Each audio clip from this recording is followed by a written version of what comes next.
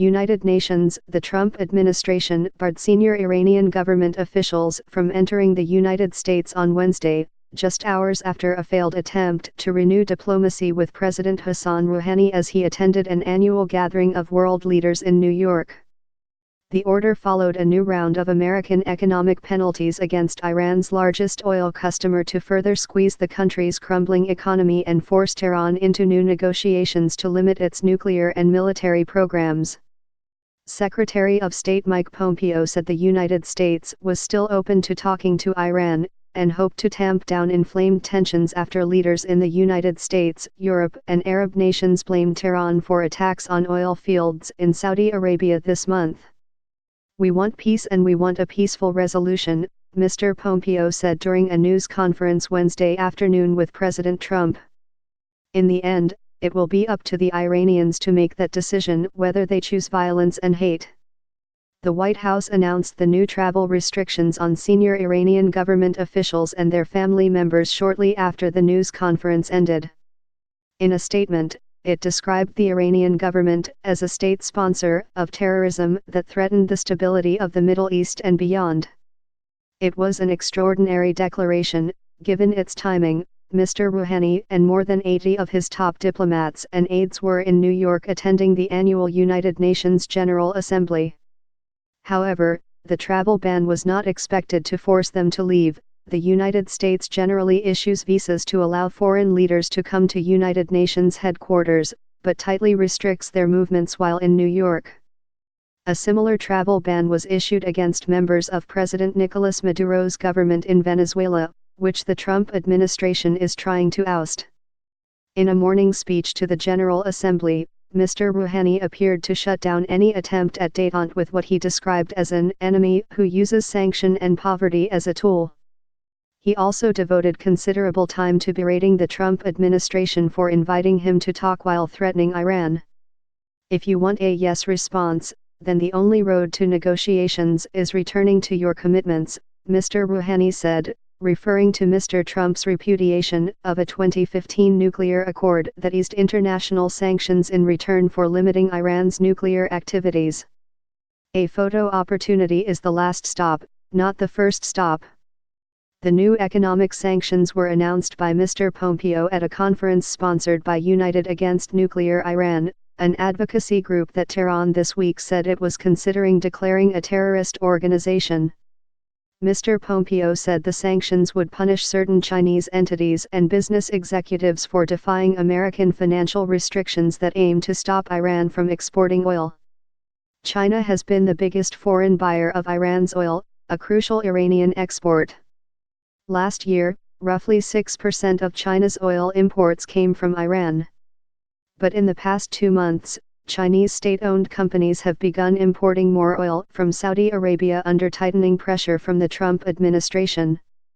A New York Times investigation found that at least 6 Iranian tankers unloaded at Chinese ports during a 2-month period after the United States on May 2 ended purchase waivers for Iranian oil granted to China and 7 other governments.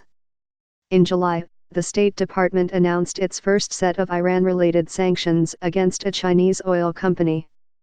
But the United States has avoided sanctioning Chinese banks or Sinopec, a much larger state-owned company that is also a big importer of Iranian oil. Sanctions on those institutions would have far-reaching effects in global finance and business. Some analysts believe the oil sanctions and other penalties imposed by the Trump administration are what set Tehran on its current course of confrontation with the United States and its partners in the Persian Gulf region.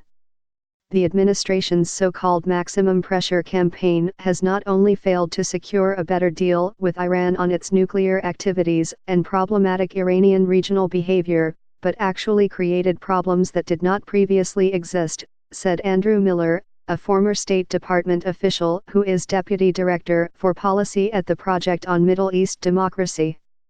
European officials, led by President Emmanuel Macron of France, had for weeks sought to broker talks between the United States and Iran on the sidelines of the General Assembly. Diplomats from the nations still party to the 2015 nuclear accord Britain, China, France, Germany, Iran, and Russia all committed during a Wednesday morning meeting to try to preserve it, said Federica Mogherini, the European Union's foreign policy chief. We all welcome the efforts being made to open the channel of dialogue, said Ms. Mogherini.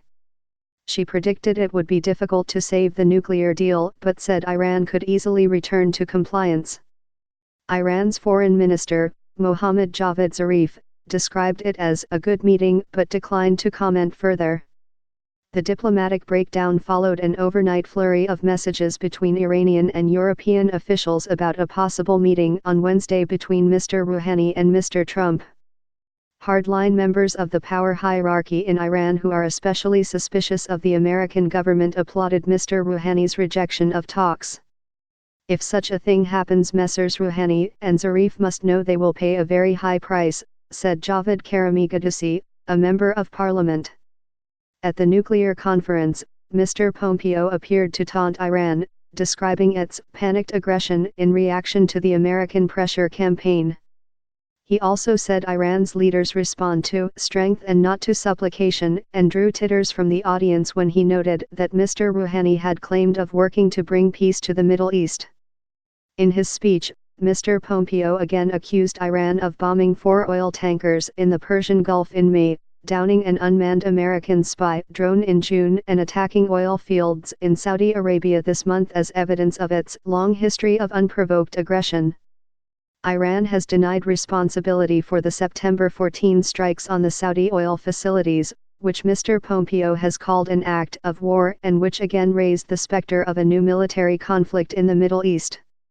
Officials in the Gulf also blamed Iran for the attacks but urged caution, and not until this week did diplomats from Britain, France, and Germany publicly agree that they considered Tehran responsible for the strikes.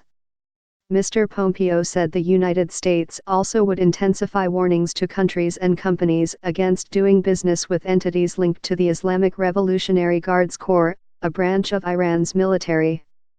The United States declared the Guards Corps a terrorist organization this year. The broad designation prohibits doing business with as many as 11 million Iranians and affiliated groups.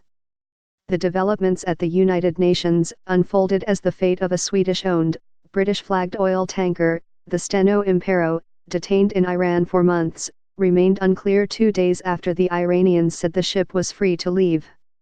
An Iranian official on Wednesday said that while the detention order on the ship had been lifted, it may not leave Iran because of a pending inquiry into the ship's conduct. The ship has not budged from the southern Iranian port of Bandar Abbas. Its seizure was widely seen as retaliation for the earlier detention of an Iranian vessel, the Grace 1, later renamed the Adrian Daria, in Gibraltar. That vessel was released in August.